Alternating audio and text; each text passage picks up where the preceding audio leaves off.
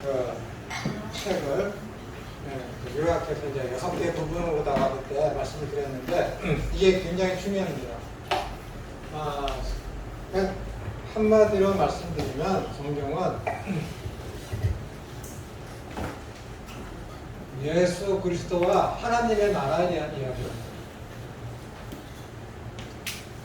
다니엘서 7장에 뜨인 돌이 나타나서 세상의 어떤 제국들을 다 회포하시고 거기 이제 한 나라를 세우신다. 역사의 흐름이 그렇다라는 것이죠. 그것이 성경이 아니더라도 믿음의 눈을 가지고 영적인 관점에서 세상을 바라보게 되면은 소크라테스, 플라톤, 아리스토텔레스, 필로 이런 성경의 어떤 말라기를 계시를 구약의 끝으로 해서 계시가 종결되고 구약의 계시가 종결되고 침묵 하나님께서 침묵하시니까 400년 기간 동안에 역사적으로 발생한 사건들과 인물들을 통해서 보았을 때도 구원론적으로 세상의 눈을 바라봤을 때 하나님께서 세상을 주관하시는 분이심을 저희들이 알 수가 있습니다. 소크라테스를 통해서 철학을 발달시키고 그다음에 아리스토텔레스를 통해서 플라톤을 통해서 하나님 나라가 무엇인지 이데아, 영지, 이데아가 세상 사람들이 바라보는 그 참된 이상의 국가가 무엇인지를 플라톤을 통해서 알게 했죠. 그런 다음에 알렉산더 대제가 태어나서 아리스토텔레스를 통해서 플라톤의 제자죠. 아리스토텔레스를 통해서 교육을 받게 하잖아요. 그래서 아리스토텔레스가 유럽과 이 아시아 중동의 거의 이란에 이르기까지 전 세계를 통일해서 헬라의 문화를 전파하고 저희들이 신약 성경에 쓰여진 헬라어, 헬레니즘, 헬라어, 그리스어를 세상에 전파해서 언어를 통일시키죠. 그래서 그런 모든 것들이 그러니까 철학이나 세상의 어떤 군주들을 통해서 우리 하나님께서 예수 그리스도께서 이 땅에 오신 이후에 복음이 원만하게 잘 증거될 수 있도록 세상을 섭리해 오셨다라는 것을 우리가 알 수가 있습니다. 만약에 언어가 통일되지 아니하고 헬라 제국 이후에 로마가 세상에 일어나지 않아서 모든 길은 로마로 통한다라는 그런 어떤 길이 잘 닫혀 있지 않았으면은 바울과 같이 이렇게 복음을 이렇게 증거하는 데 있어서 쉽게 복음을 증거하지 못했을 것이다. 그리고 언어적인 면으로도 이 헬라어로다가 세계 공통화가 됐기 때문에 복음을 증거하는데 아주 용이했다. 하나님께서 그렇게 제국들을 이용해서 이렇게 세상을 주관 복음이 증거되도록 만드셨다라는 것을 우리가 알 수가 있습니다. 그러니까 뜨인들이 일어나서 그런 모든 제국들을 다 회파하시고 무너뜨린다는 것이 이렇게 역사적으로 증명이 되었죠. 그 다음에 성경의 편집 방향이 하나님 나라 예수 그리스도께서 창세기 3장 15절에서 여자의 후손이 어떻게 오시는지를 하나님의 열심을 통해서 이루어 가시는 과정을 보여주는 것이 성경이며 예수 그리스도께서 이 땅에 오심으로 말미암아 이루어질 것이 무엇인지에 대해서 언약하신 것이 무엇이냐면 하나님의 나라입니다. 그것을 보여주는 것이 창조와 가나안과 아브라함의 일생과 야곱의 일생, 다윗의 어떤 그런 역사, 수많은 선지자들이 하는 그런 가르침과 선포와 제사, 어떤 율법, 월과 절기들 그런 모든 것들이 보여주는 것이 뭐예요? 예수 그리스도와 하나님의 나라가 어떻게 이루어질 것인지를 예수님께서 어떻게 그 일을 행하실 것인지를 보여주는 것을 보여주는 것이 뭐예요? 성경의 편집이 그렇게 되어 왔다는 것이죠. 그 다음에 신약에 와서는 상상수훈에서 이 상상수훈이 이야기하는 것이 뭐예요? 예수님께서 산 위에 올라서 앉으시니 제자들이 나아온지니 가르쳐 가라사대 하면서 하나님의 나라는 하면서 쭉 가르치지 않습니까? 그래서 그 가장 예수님께서 심도 있게 쉬지 아니하고 처음부터 끝까지 가르치신 것이 무엇이냐면은 산상수훈입니다. 그 산상수훈에서도 5, 6, 7장에 있어서 가장 핵심 부분이 가운데에 있는 것이 무엇이냐면 주기도문이에요. 그 주기도문 중에서도 가장 가운데 있는 것이 저희가 살펴봤었지만은 오늘날이 아니라 오는 날 우리에게 일용할 양식을 주옵시고, 이 일용할 양식에 대해서는 요한복음 6장에서 이 일용할 양식이 무엇인지를 예수님께서 직접 설명해 주지 않습니까? 당신 자신이 참된 만나이며 내가 곧 양식이다 라고 얘기했어요. 그래서 나를 먹는 자는 하고 요한복음 12장 이후도 계속 말씀하지 않습니까? 그 다음에 성찬식을 통해서 이것은 내 몸이니 이건 내 피니 하면서 이야기하고 있지 않습니까? 그래서 주기도문이 산상수훈의 가장 가운데 있는데 그 주기도문에서 가운데 있는 것이 예수님 당신 양식으로 당신을 표시하면서 그분께서 이루시고자 하는 것이 무엇이냐면은 하늘에 계신 우리 아버지의 이름이 거룩히 여김을 되시오며 나라에 임하시며 뜻이 안에서 이루고 같이 이 땅에서 이루어지게 하기 위해서 당신께서 이 땅에 오신 거예요. 그래서 그 이루어지는 과정을 보여주는 것이 뭐예요? 우리가 우리의 죄를 사해 준 것까지 우리의 죄를 사해 주시고 우리를 시험에 들게 하시고 다만 악에서 구하옵소서. 이것을 통해서 어떻게 되는 거예요? 앞에 있는 1, 2, 3 청원이 이루어진 것을 보여주는 것이 우리의 인생이라는 거예요. 그 주기도문을 통해서 그렇게 보여주고 있죠. 그 다음에 요한복음 3장 16절에 뭐라고 해요? 성경의 핵심, 성경의 모든 것이 요한복음 3장 16장에 제가 거라고 하지 않습니까? 하나님이 세상을 이처럼 사랑하사 독생자를 주셔서 이는 저를 믿는 자마다 멸망치 아니하고 영생을 얻게 하려 하십니다. 영생이 뭐예요? 하나님 나라에서의 삶, 그 믿는 자마다. 그러니까 성경의 모든 것들이 뭐예요? 예수 그리스도와 하나님의 나라를 예수님께서 이루시기 위해서 이 땅에 오셨다라는 것을 보여주는 것이 성경입니다.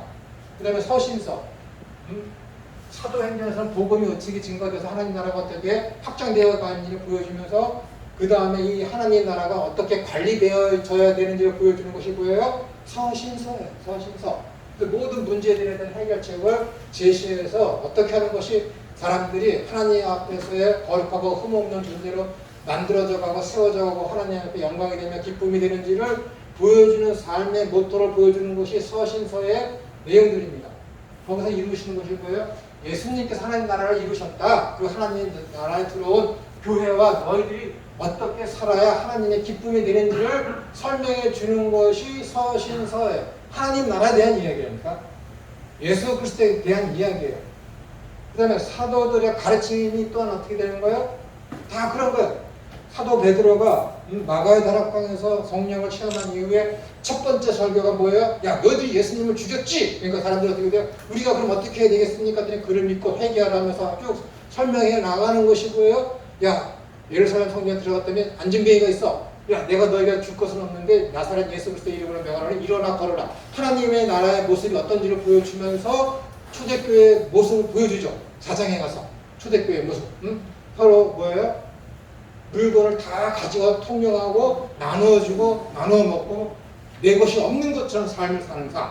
이것이 하나님의 나라의 모습이에요. 근데 아나니아 삽비라가 어떻게 돼요? 성령을 속이죠. 하나님의 나라를 훼손하니까 하나님께서 그 즉시 그를 죽여버리는 거예요.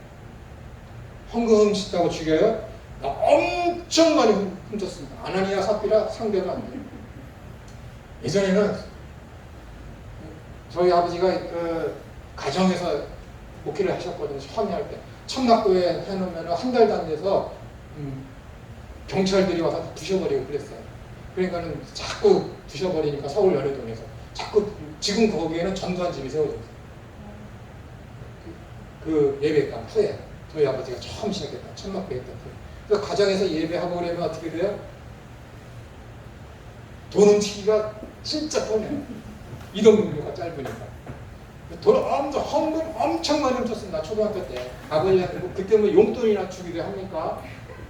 목사들이 돼서 육성회비 못 낸다고 선생님한테 교무실에 끌려가서 어떻게 된 거냐면 6개월에 한 번씩 겨우 지나서 내고 막 그러니까 매일같이 혼나지. 그러니까 육성회비 내려고 원래 돈 훔쳐서 육성회비 갖다 내고 그 육성회비 주면 그거 사 먹고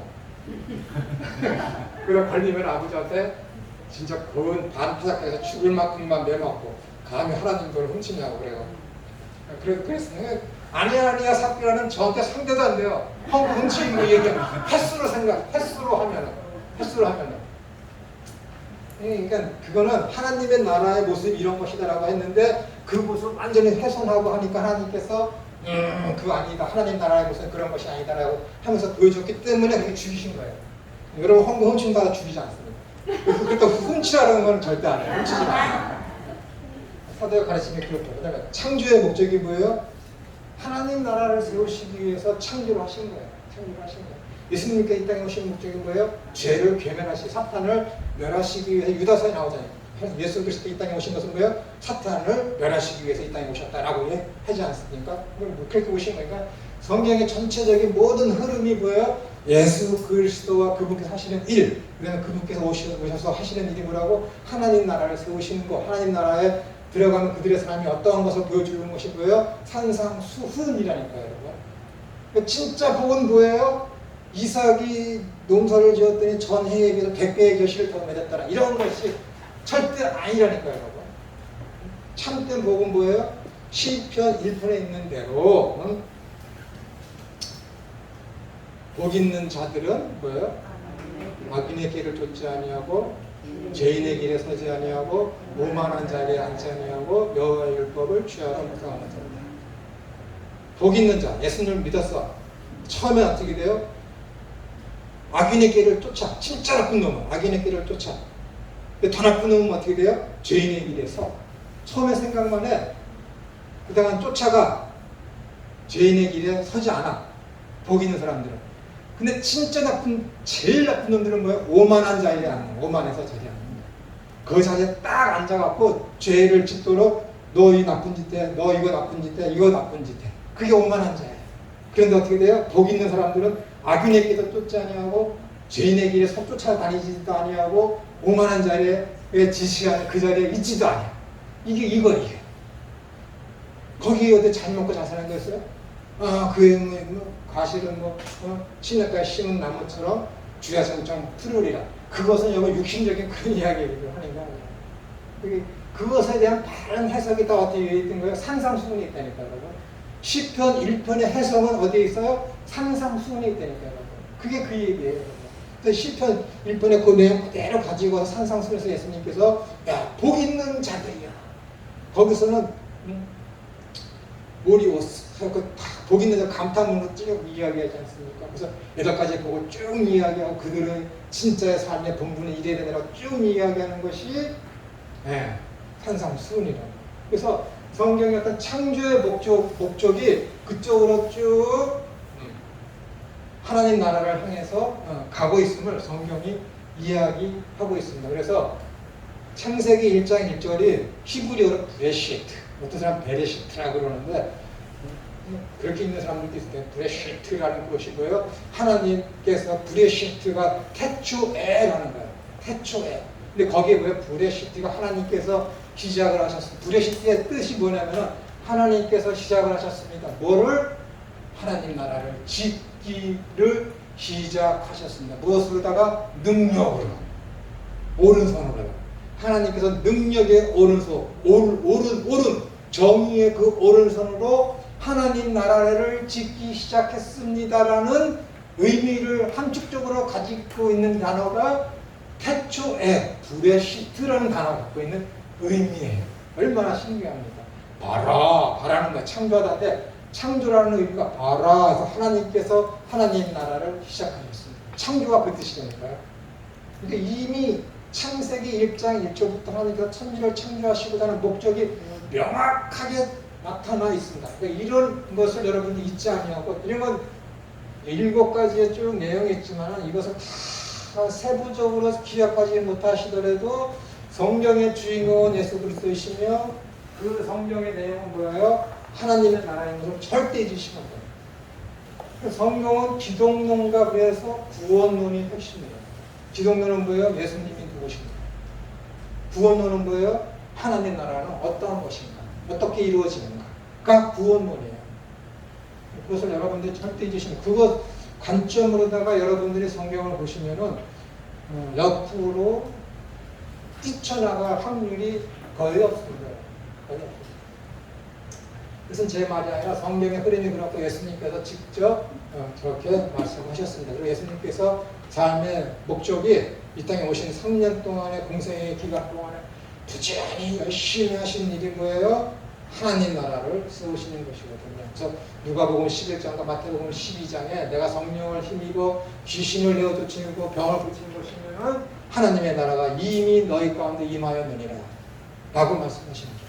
그 말씀을 똑같이 어떻게 돼요? 누가복음 11장에서도 야 내가 이렇게 하는 것이면 하나님 나라가 너희 가운데 있습니다. 하나님의 나라는 너희 눈에 보이도록 여기 있다 저기 있다 하는 것이 아니라 너희 가운데 있느니라. 주님께서 그렇게 말씀하셨습니다.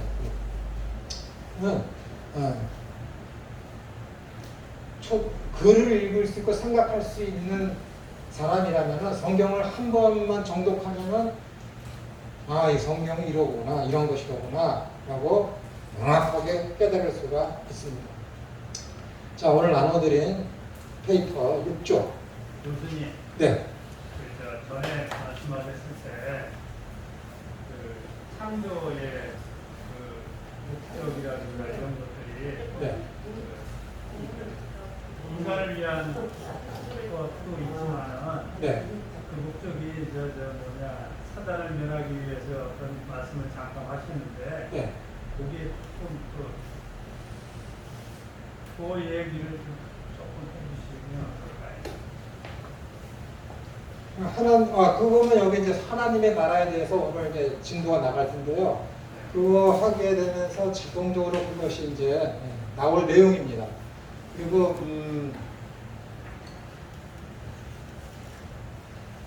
이 하나님의 나라에 대해서는 점진적인 계시를 통해서 우리에게 서서히 밝혀지거든요. 배인 커튼이 있으면 조금 열리듯이 이걸 계시라고 그러는데 그러면서 하나님의 나라가 어떻게 이루어지냐 그 모습이 어떠한 것인지를 보여주는데 구약에서 가장 확실하게 보여주는 것이 사무엘하 7장입니다. 그것을 나단의 다윗에게 말씀하신 하나님께서 나단을 통해서 다윗에게 알려주시는 나단의 신탁이라고 하지 않습니까? 그 부분을 통해서 하나님의 나라가 어떠한 것인지를 하나님이 이루시고자 하신 것이 무엇인지를 그리고 여자의 후손이 와서 씨앗이 와서 하실 일이 무엇이며 그분이 이루실 그 나라가 하나님의 나라인데 그 하나님의 나라의 속성이 어떠한지를 아주 확실하게 보여주는 것이 사무엘하 7장에 있는 나단의 신탁입니다. 거기에 보시면은 여러 나라들이 있는데 그 여자의 후손 씨앗이 와서 이 땅에 와서 세우실 그 나라는 영원하며 그렇게 되어 있어요. 영원하며 세상에서 어떠한 나라가 있는데 제국이 있든지 간에 영원한 나라는 없습니다. 영원하다는 것은 뭐예요? 모든 전투와 전쟁이 있는데 전투에서는 질 수는 있어도 전쟁에서는 지지 않는다. 그 나라가 영원한 것이죠. 전투하고 전쟁은 다르죠. 그죠? 전쟁은 우리 1950년도 6월 25일에 한국전쟁이 일어났잖아요. 한국전쟁이 일어났어요. 그 전쟁이 나서 쭉 밀고 나왔을 때 어떻게 동쪽에서 일어나는 전쟁, 그건 전쟁이 아니에요. 전체적으로 1950년도 6월 25일에 일어난 그 전체를 가지고 전쟁이라고 그러지 전쟁 안에서 이루어지는 작은 지역에서의 싸움은 전쟁이라고 하는 것이 아니라 그건 전투라고 하는 거예요. 이해되시죠? 이해되시죠? 이런 전투에서는 질수가 있어요. 그런데 최후의 승리, 마지막에 전쟁은 어떻게 되는 거야? 이기는 거야. 누가? 그리스도께서. 어떻게 이기느냐? 예수 그리스도께의 어떤 죽으심을 통해서. 그것을 보여주시는 것이 뭐예요?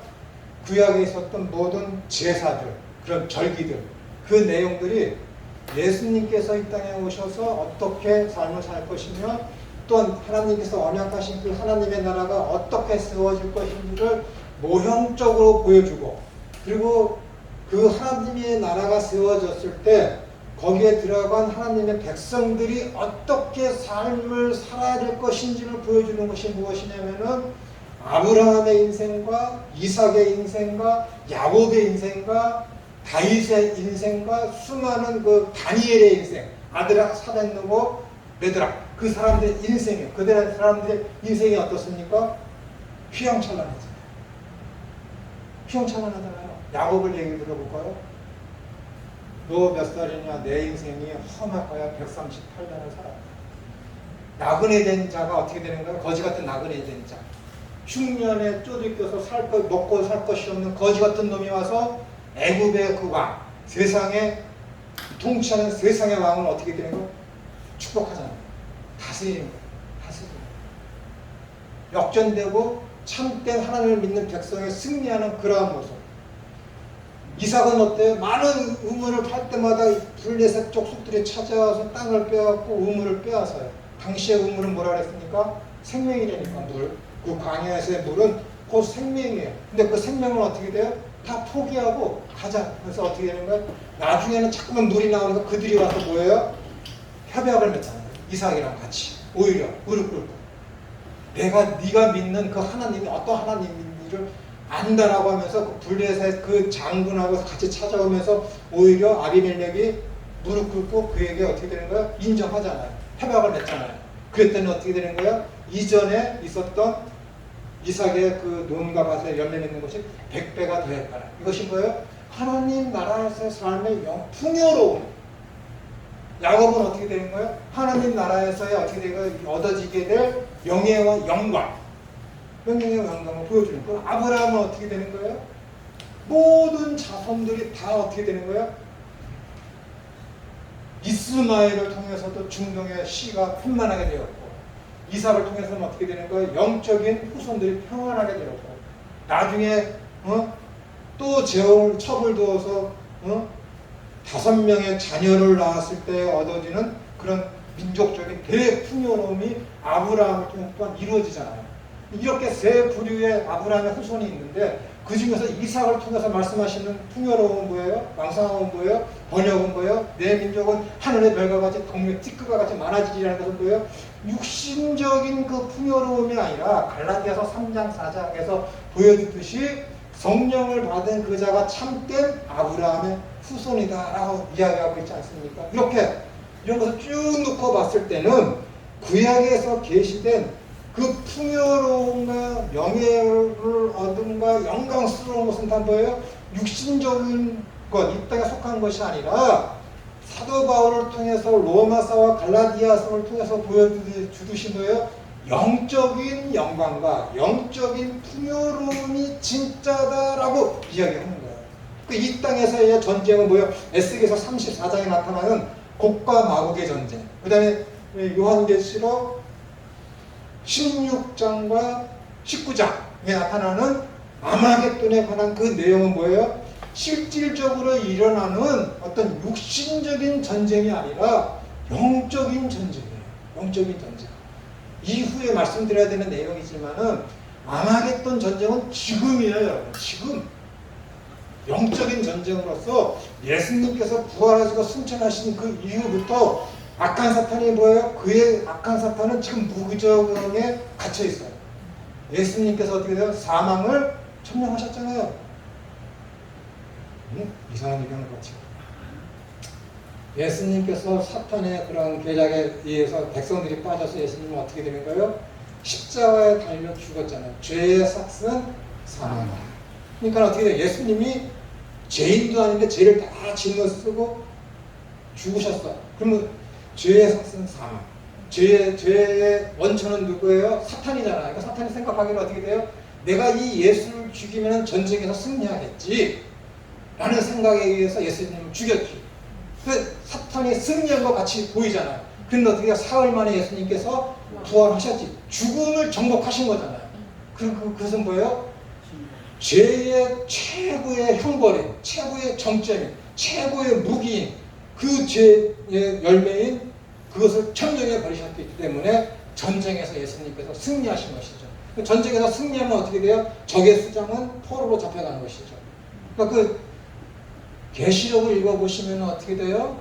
그 악한 사탄 용이 어떻게 되는 거예요? 무적행에 갇혀있다고 해요. 근데 그가 어떻게 돼요? 잠깐 놓이게 될 터이니 라고 하면서 8장에 나오잖아요. 그래서 그가 잠깐 놀게 될 때 바다에서의 어떤 용이나 뿔 달린 자가 나타나고 땅에서의 어떤 사자 같은 것이 나타나서 그들이 어떻게 되고 죽은 것처럼 보였다가 다시 살아나니까 어떻게 되니까 사람들이 사람이 죽었다고 살아나네 하니까 그 앞에 가서 많은 사람들이 가서 절을 해. 그 앞에 가서 많은 사람들이 가서 절을 하는 게 누구예요? 교인들이라니까요. 여러분, 말세에 죽은 자 같은 자가 다시 살아나서 그런 일을 복음이라고 증거할 곳이 어디예요? 절간이겠습니까? 장충체육관이에요? 아니라니까 교회에서 그런 일을 한다요. 교회에서. 그러니까 많은 사람들이 이적과 기사가 일어나니까는 그들 앞에 가서 그들이 참된 신인자고 절하고 섬긴다니까요. 그것이 요한계시록 8장의 내용이잖아요. 그래서 거기서 666 짐승의 표가 거기서 나오는 거예요. 그에게 입맞은 그런 것들. 그런데 잠깐 놓이게 되는 것이. 그러나 예수님께서 다시 재림하셨을 때 새 예루살렘이 하늘에서 내려와서 그를 완전히 멸하셔서 그를 백보자 심판을 해서 완전히 지옥불에 그에 따르는 추종자들과 귀신들 모든 세력들을 다 지옥에 쳐넣는 것이죠. 그게 이제 최후의 승리예요. 여러분, 성경의 모든 내용이 여기까지 오는 거예요. 태초에 천지를 창조하시고 사탄이 틈을 타서 죄를 이 땅에 갖고 와서 죽음이 이 땅에 왔습니다. 근데 그 죽음을 누가 정복했어요? 예수님이 정복하셨다니까요. 근데 사람들이 어떻게 돼요? 마지막에 예수님이 오시면서 믿는 모든 자들은 다 어떻게 되는 거예요? 다 부활한다 그러잖아요. 그러니까 이것이 뭐예요? 악한 사탄에 대한 승리를 이야기하는 거예요.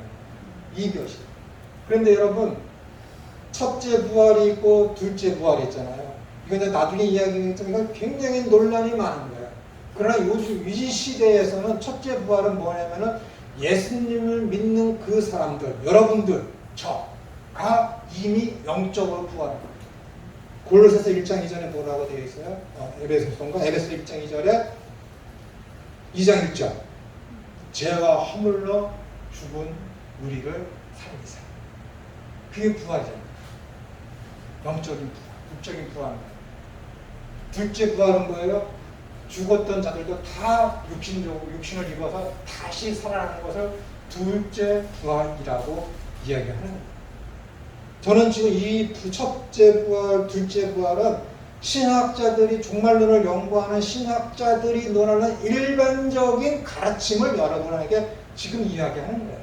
이단으로 몰리지 않으려고. 일반적으로 신학자들이 이렇게 생각을 하고 이렇게 모든 신학계에서 가르치고 있어요. 2007년 이후에 배출된 모든 신학생들이 가지고 있는 부활신앙, 2012년이라 그때 부활신앙은 다 지금 제가 말씀드린 이 신앙이에요. 첫째 신앙, 둘째 신앙에 대한 이야기입니다.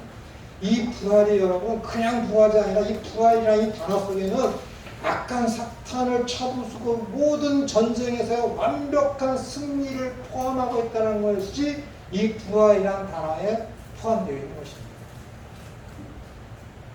그러니까 천지 창조의 목적이 뭐냐면 하나님께서 모든 것을 다 알고 계십니다.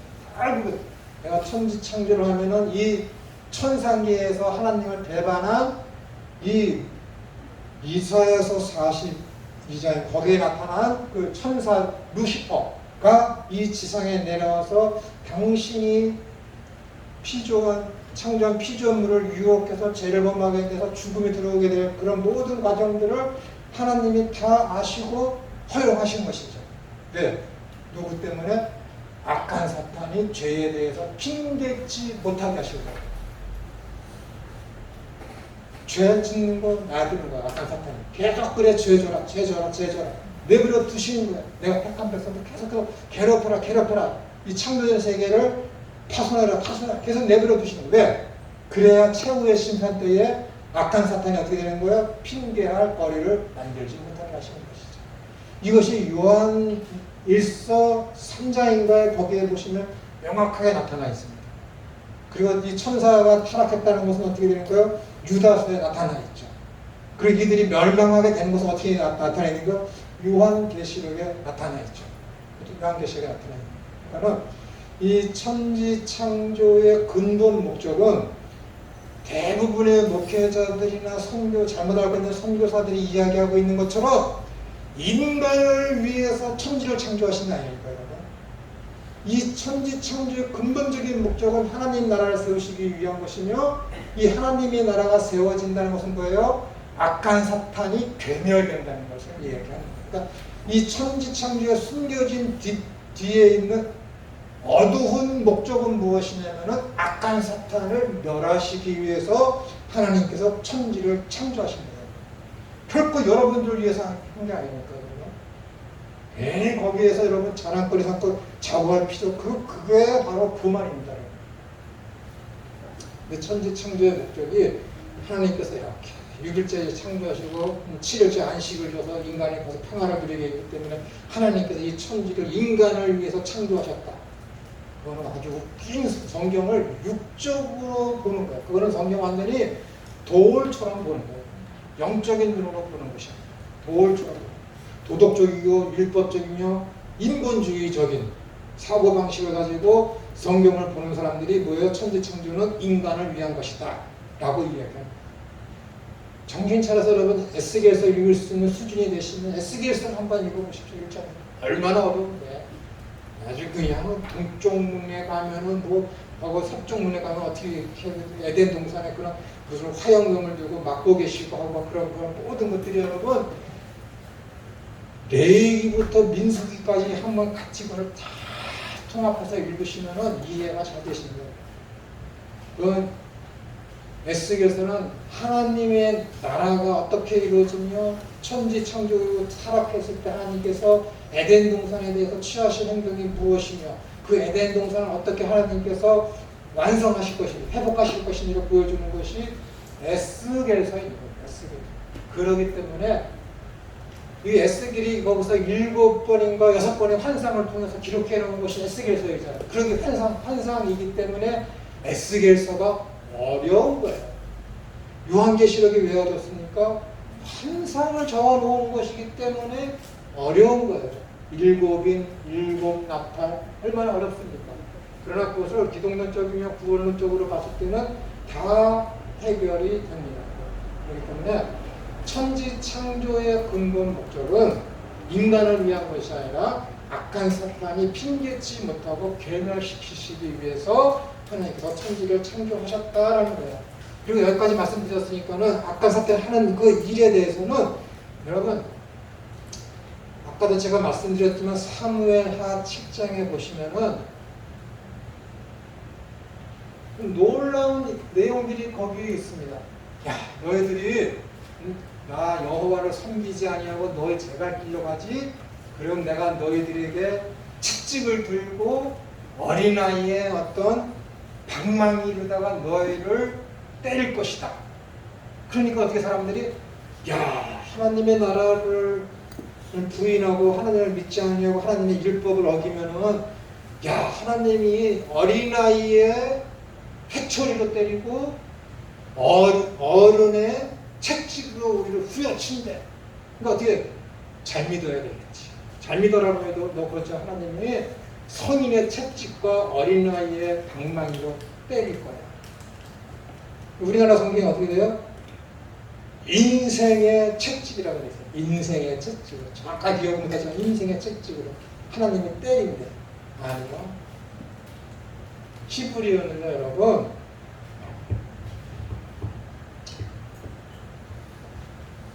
어려워서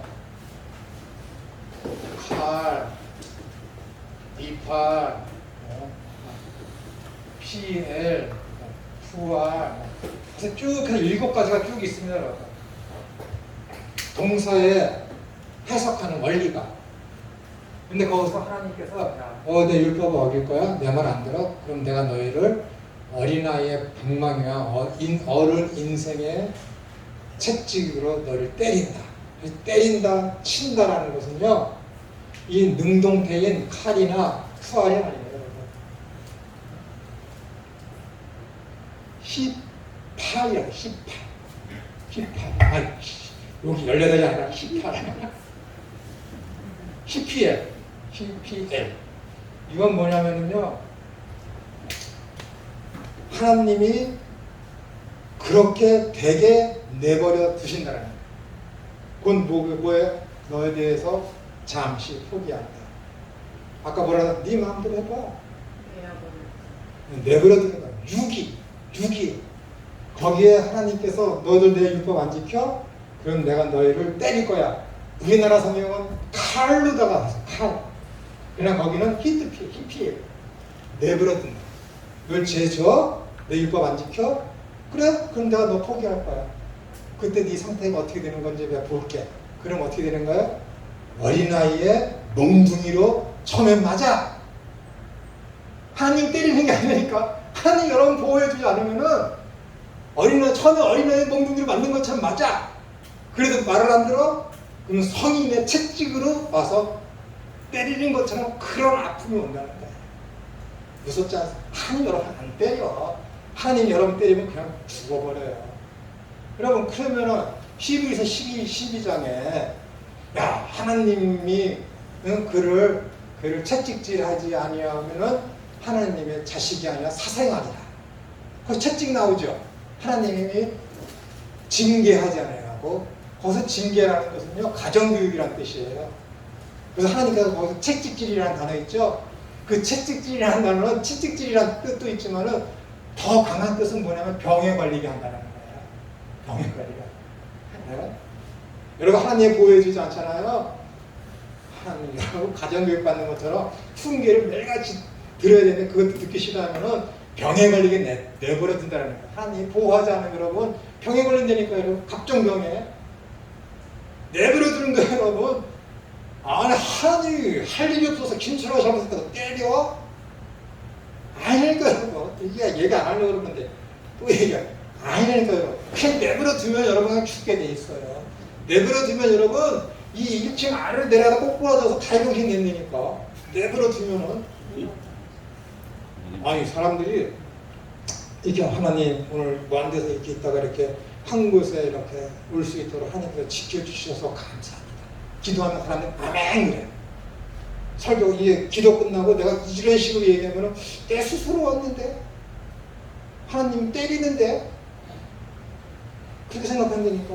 조금 전에 기도할 때 여기까지 온 게 하나님의 보호하시고 왔다고 하면서 아멘 해놓고서는 이제는 이렇게 가르치려고 하면 이렇게 하면 아닌데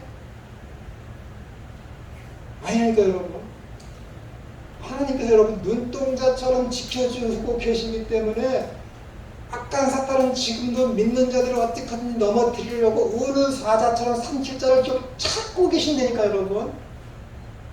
사탄도 우리의 눈동자처럼 갉아먹으려고 여러분들이 지금 살펴보고 있다니까 틈만 나면은. 근데 하나님 지켜주고 있기 때문에 어떻게 되는 거야? 여러분 여기 계신 거예요 지금. 하나님이 지켜주고 계시기 때문에 여러분들 집에 무사히 갈 수 있는 거라니까. 그렇죠. 하나님이 지켜주시는 거예요 여러분. 이 세상 하나님 믿지 않는 사람들 뭐예요? 하나님께서 일반 은총으로 악한 사탄이 해코지 못하도록 일반 은총으로 세상 모든 사람들도 다 지켜주고 계신 거예요 여러분. 하나님께서 전지하시고 천능하신 능력으로 지금 저 태풍이 불지만은 해일이 일어나서 동해안으로 바닷물이 범람하지 못하도록 하나님께서 경계선을 그어놓고 못 넘치게 하니까 지금 못 넘치는 거예요 여러분. 창조주 하나님. 여러분 하나님은 세상을 경륜을 해. 그래서 작정을 하시고 예정을 하시고 섭리하셔. 하나님께서 죄에 대해서 무관심하다면은 섭리하실 필요가 없어. 하나님께서 여러분을 매일 때리잖아요. 섭리하실 필요가 없다니까. 섭리가 뭔데? 내 사랑하는 내 자녀가 거룩하고 흠이 없는 존재로 성장해서 결국에는 성숙된 인간으로 만들기 위해서 하시는 사역을 가지고 섭리라고 그래요. 작정은 뭐예요? 세상을 창조하셨어. 그것을 어떻게 이루고 가는지를 목표로 한 것을 가지고 작정이라고 그래. 예정은 뭐예요? 하나님께서 누구를 구원하실까를 택해서 그 사람을 인도하는 것을 예정이라고 그래. 어? 그러면 이 예정돼서 택한 바에서 예정된 김천호가 있어. 2년 8월 첫째 주 한월산에서 김천우가 예수님을 영접을 했어. 하나님께 예정하신 그날에. 그때부터 하나님께서 김천우 인생의 간섭을 해서 섭리하시는 거야. 뭐가 되도록? 거룩하고 흠이 없는 자가 되도록. 인생을 김천우가 살아가. 하나님은 야 참여야 너 동쪽으로 가면 참 좋겠다. 말씀이 들어와서 야 싫은데요. 서쪽으로 가. 예배로도 깡패를 만나 돈 다 뺏겨 한 대에다 터져. 아 하나님 말씀을 들을 거. 그래. 그러면 어떻게 그걸로 끝나? 아니야. 하나님께서 매 맞고 터지고 돈 뺏긴 걸 그것을 가지고 어떻게 돼요? 인생을 깨닫게 하셔서 인생을 섭리해가. 김천우를. 김천우 인생을 섭리해 가신다니까. 어떻게 쪽으로? 거룩하고 흠이 없는 방향으로 가도록 그 모든 과정들 깡패 만나고 뭐하고 하는 그 모든 과정들을 다 섭리해서 나로 하여금 거룩하고 흠이 없는 존재로 가. 자 보세요 여기 1, 3, 4 A, B, C, D가 있어. 1. 이 사람 교수야. 2. 이 사람 가정 주부이면서 직장도 다니고 또 더 좋은 일을 하기 위해서 시험 공부를 준비하는 수험생이야. 직장인이야. 이 사람도 한 가정에 살아. 직장인이야. 직장인 A. B, C, D. 여기는 이 교수가 자는 방이야. 교수하고 이 사람 주부가 같이 자는 방이야. 두 사람 부부가. 잘 들으세요.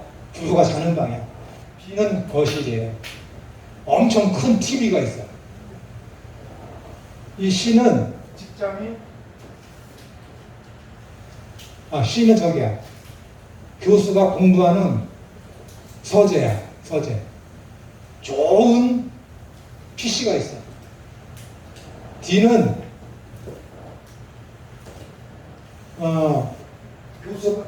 교수나 이 직장인 부부가 무슨 일을 하다가 잠을 늦게 자게 되면은 여기서 자는 방이야. 나머지 방.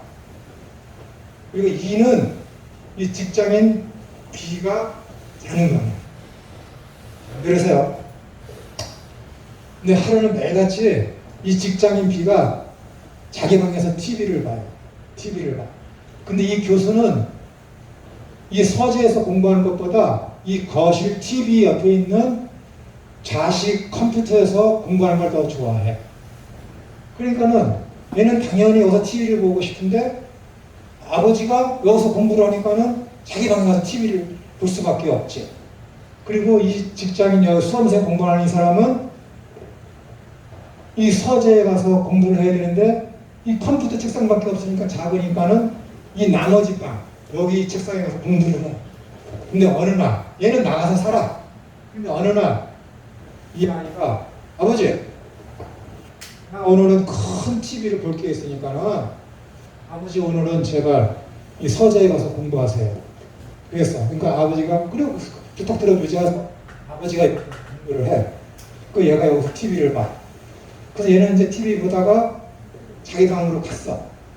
그래서 공부를 다 마치고 이 사람도 공부하고 있겠지. 이 사람도 여기서 자기 나머지 방에서 공부를 하고 이 교수도 여기 서재에서 공부를 하다가 늦으니까는 그냥 자기 방에 가서 잤어요. 어디가 방에 가서?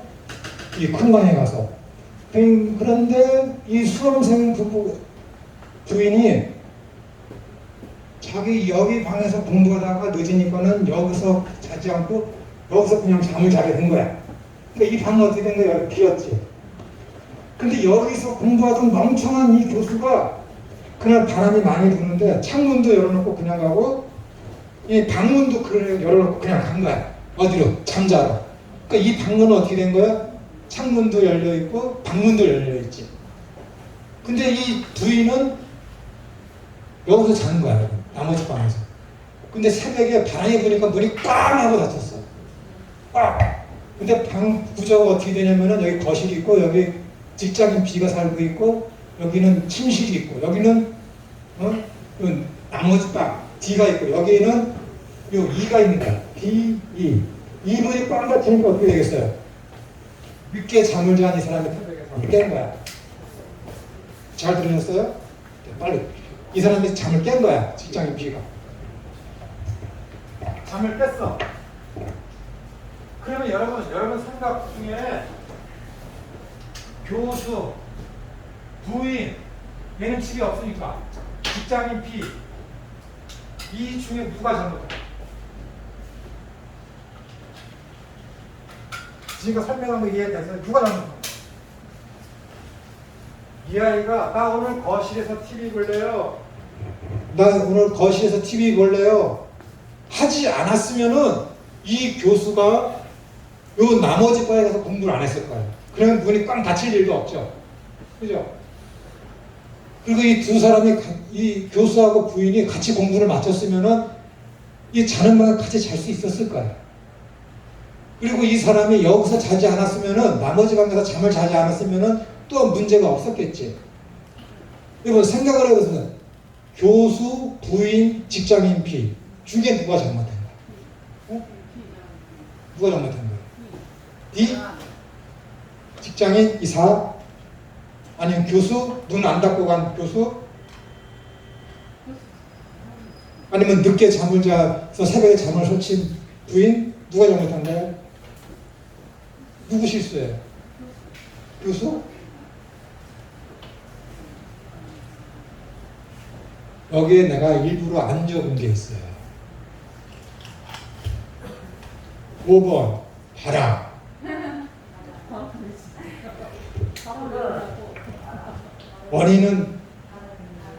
원인은 직장인 B지.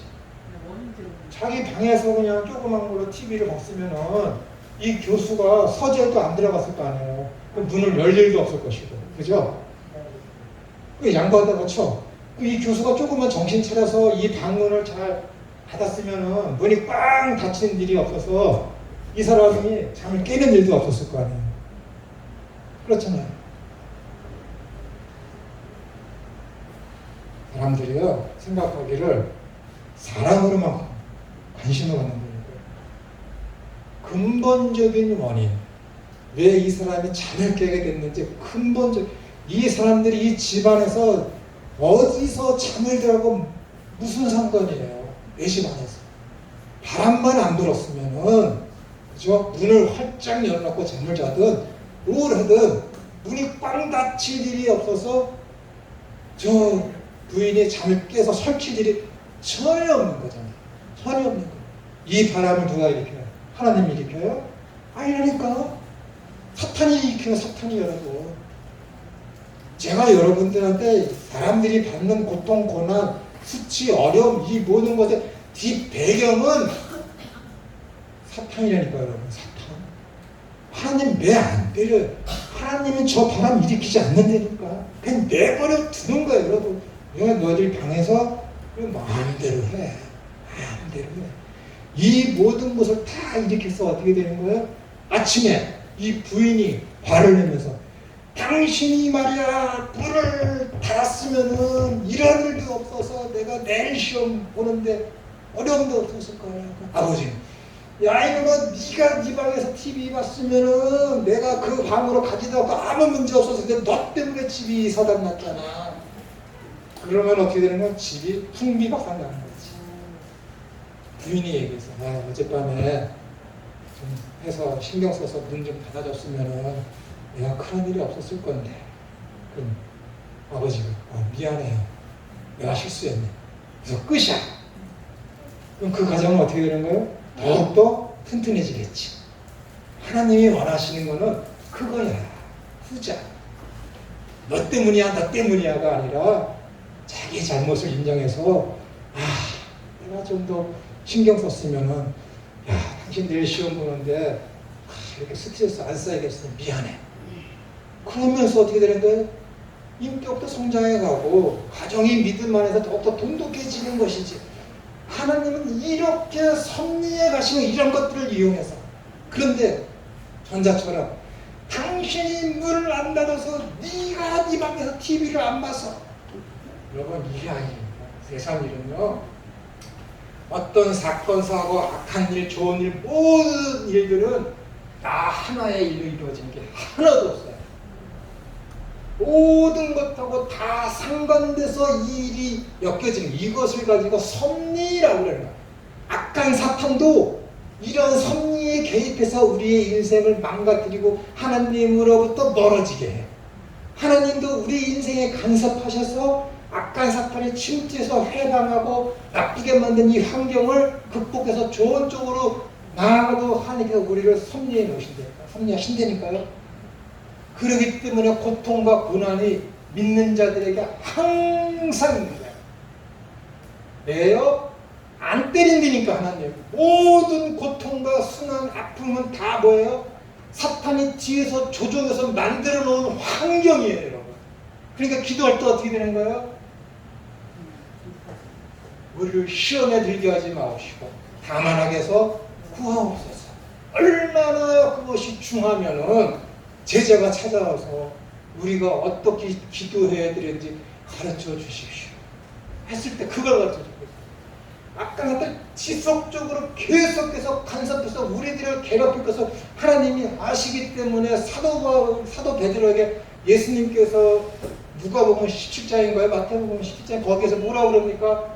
야 베드로야 악한 사탄이 너를 밀가부르듯이 까불고 있다. 내가 너를 위해서 하나님 앞에 간구한다. 로마서 8장 성령님께서 말할 수 없는 탄식으로 우리를 위해서 기도해. 왜? 너희는 미련해서 너희에게 필요한 것을 구할 바를 알지 못하기 때문에 성령님께서 대신해서 중보한다. 몰라요 여러분. 성령님이 아니하시고는 주님께서 여러분들을 위해 함께하지 아니하시면은 이 건물 무너집니다 여러분. 죽는다니까 여러분. 제가 하나님은요 여러분들 그렇게 병 주고 약 주고 하시는 게 절대 안 돼요. 우리가 잘 되기를 원하십니다. 잘 되기를 원하세요. 저요 내 개인적으로 이런 일을 여러분들한테 이런 하나님께서 인생 중에 나에게 역사하시고 이렇게 눈에 보이고 이런 일을 할 것, 할 것 여러 개 있습니다. 그때 그 미련해갖고 그 말만 들었으면 말을 안 들어갖고 그게 뭐지? 신천지가 아니라 하나님의 교회가 그놈한테 속아갖고 내가 얼마나 애를 먹었는데요. 가라는 곳에 가야 되는데 서라는 곳에 서야 되는데 저희가 다 좋겠지 하고 저희가 아름다워하고 해서 거기를 가고 완전히 개수치 당하고 쪽팔림 당하고 돈 다 잃어버리고 여러분 하나님께서 야 청이야 풀빌로 가지 마라. 그렇게 아십니까 여러분? 야 바이사 너 우리 아이 안에 갔어라. 그거 하지 마라. 악마로 쳐주신다니까 여러분.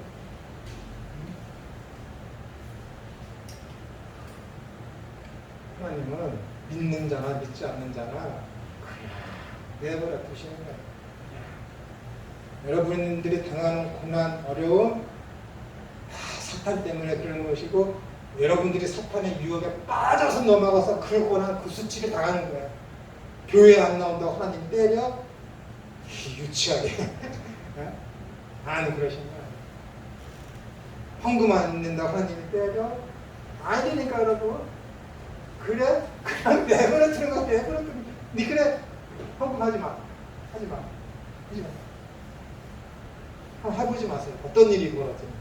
하나님이 잠시 이렇게 있다가 뒷짐 딱 지는 순간 여러분은 헌금 100만 원 해야 되고 1000만 원 해야 됩니다. 모든 일은 그렇게 벌어집니다. 깨닫는 자는 1000만 원 하겠지. 안 깨닫는 자는 병신 들 때까지 안 하더라고. 내가 이런 말 써서 죄송하다. 그러는 거예요. 하나님은 진짜 선하신 분이십니다. 진짜 선하신 우리가 우리를 하여금 거룩하고 흠이 없는 그 방향으로 나아가기를 하나님이 원하세요. 그 방향으로 나아갈 때 어떻게 돼요? 하나님이 기뻐하시는 것이고 그 방향으로 나아갈 때 어떻게 돼요? 악한 사탄이 고통스러워.